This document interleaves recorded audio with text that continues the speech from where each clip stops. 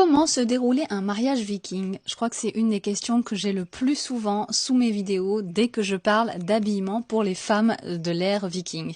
Il faut savoir déjà que le mariage dans la société des anciens Scandinaves de l'ère viking, c'est avant tout un contrat, une alliance, un accord socio-économique entre deux familles. En témoigne le vocabulaire utilisé. En vieil islandais, le mot mariage se dit brudkaup, ce qui veut littéralement dire acheter la mariée, acheter l'épouse.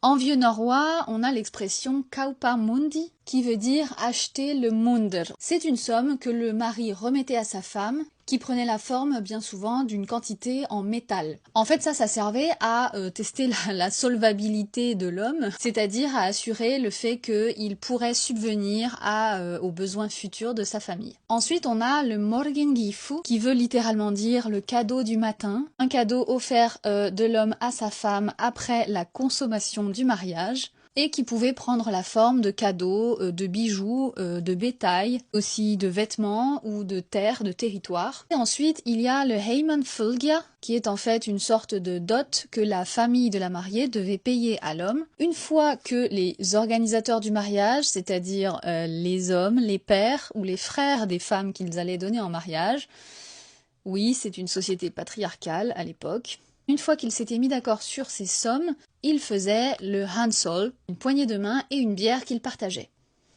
Le contrat était conclu, le mariage allait pouvoir avoir lieu. En partie 2, je pense que ça vous intéressera, on parlera des tenues de mariage.